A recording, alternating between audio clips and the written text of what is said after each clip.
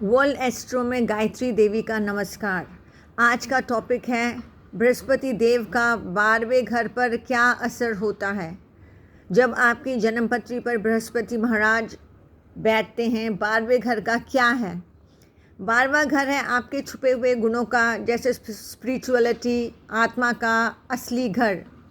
12वां घर दिखाता है विदेशी यात्रा, जगह, चीज़ें जिनके बारे में आपको कुछ नहीं पता। नुकसान का घर है 12वां घर, आपकी सेहत, आपका पैसा, आपकी शक्ति। 12वां घर है दान का, धर्म का, आत्मा का। इसलिए 12वां घर सबसे ऊंचा घर है स्पिरिचुअलिटी में आगे बढ़ने के लिए। ये सपनों का घर है, आपकी कल्पनाओं, आपके सबकॉन्शियस माइंड। जब आप कभी अकेले होते हैं और गहराइयों में जो सोचते हैं वो ही आप होते हैं। अब बृहस्पति यहाँ आ गया है, जो है एक्सपेंशन, स्पिरिचुअलिटी का, फिलॉसफी का, हायर लर्निंग का, आपका विश्वास, आपके अच्छे मार्ग पर चलने का आत्मविश्वास, सबका भला हो ऐसा मन की सुंदरता का धनी। अगर बृहस्पति यहाँ आ जाए तो आप छुपे हुए जो ज्ञान, जो राज हैं, उसमें एकदम उच्च कोटि पर बड़ी आसानी से पहुंच सकते हैं, क्योंकि यह दिलचस्पी ही आपकी आत्मा की आवाज़ है। आप yoga teacher, shaman, healer, psychic, आप इसमें खूब आगे बढ़ सकते हैं, क्योंकि जुपिटर एक देवगुरु है। इसलिए ऐसा माना गया है कि आपको देवताओं का साथ और आशीर्वाद होता है इन विद्याओं में आगे बढ़ने के लिए। भगवान गीता में एक श्लोक बोलते हैं, जो भगवत गीता का एक श्लोक है, विद्या विनय संपन्ने ब्राह्मणे गबी हस्ति भी सुनी चैवा सुपाके चा पंडिता समदर्शिना। आप ऐसे ही दार्शनिक गुण रखते हैं जो सब प्राणियों में सिर्फ आत्मा को ही देखते हैं। आप लोगों को पीछे छोड़कर उच्च कोटि के टीचर बनते हैं, जिसमें आप ज्ञान भी देते हैं और आपकी वैसी जीवनी भी चलती है। ऐसे लोगों को अकेले रहना ज़्यादा पसंद आता है। ये लोग विदेशों में आराम से पहुंच जाते हैं, क्योंकि 12वां घर विदेश का है, पर इनका मन वहाँ नहीं लगता और ये वृंदावन वापस धाम आकर वापस वहाँ ही रहना पसंद करते हैं। पर जब ये विदेश में जाकर रुकते हैं तो ये मटेरियलिस्टिक ना बनकर, उनको एंजॉय ना कर गुरु बन जाते हैं और अपना गुरु ढूंढ लेते हैं और गुरु बन जाते हैं। अगर आपका गुरु फर्स्ट हाउस का लॉर्ड है और वो 12th हाउस में बैठ गया है, तो आपको विदेशों में जाकर बहुत सत्कार और समृद्धि प्राप्त होती है। यहाँ तक कि आपका जो स्पाउस है वो आपको वही मिलता है विदेश में। इसका मैं आपके लिए अलग से वीडियो बनाऊंगी।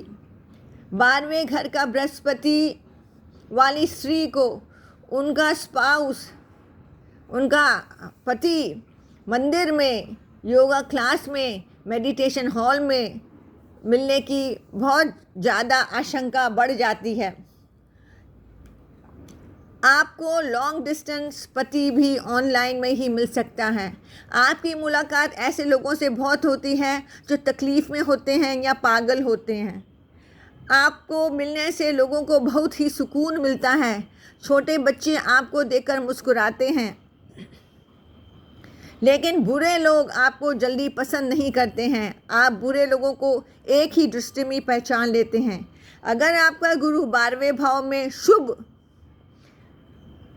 और अपने दोस्तों के घर पर बैठा है, तो आपका पति आपको दिल से पसंद करेगा और आपकी सेवा भी करेगा, और आपका पति भी बहुत ही स्पिरिचुअल होगा। उसका आध्यात्मिक में बड़ी ही रुचि होगी। आप स्पिरिचुअल जगहों पर खूब दान करते हैं और गाय की खूब सेवा करना पसंद करते हैं। आपको दान करने में बहुत ही आनंद आता है। भले ही आप ज़रूरत से ज़्यादा दान कर लें, क्योंकि आप अपने आप को रोक नहीं पाते हैं।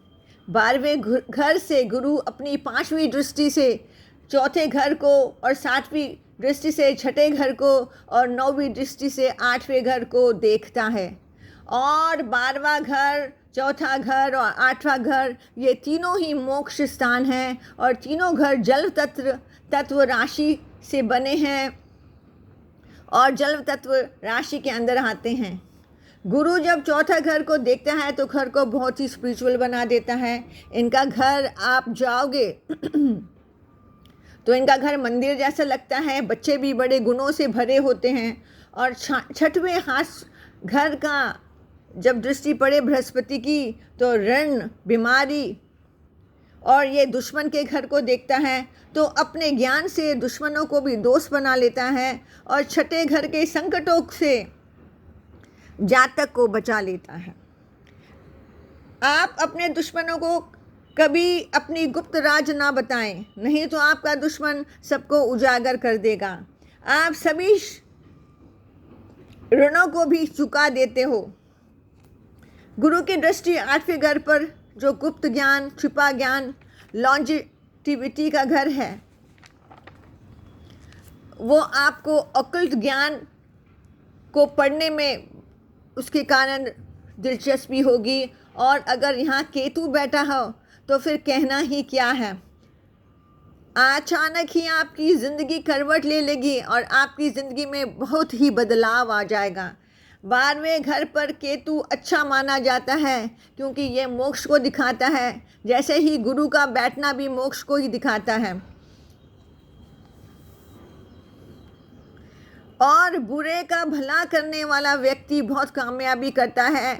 ये बैरागी, ज्ञानी, उत्तम कोटि का गुरु होते हैं। 12वें घर पर पीपल के पेड़ की तरह होता है जो सबका भला करना चाहता है। ऐसा जातक सोचता है मैं तो भला कर रहा हूँ, पर कभी कभी ऐसे सोचने लगता है मेरा कोई भला नहीं कर रहा है, तो ये फिसलने के मार्ग भी ढूंढ लेता है क्योंकि ये बहुत ही होशियार होता है। क्योंकि गुरु तो ज्ञानी है ही, इसलिए साधु संतों का संग इन्हें ही परोपकारी बनाए रखता है। 12वां घर खर्चे कर आपको गाड़ी मिलेगी, आपको खर्चा करोगे तो ग्रोथ मिलेगी और ये भविष्य में निवेश का ही कार्य बनेगा।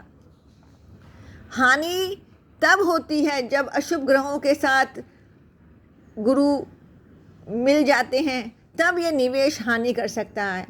ये घर षड्यंत्र, मानहानि और शैया सुख को भी दर्शाता है, जिसके कारण आपको कैसे नींद आती है वो बताता है।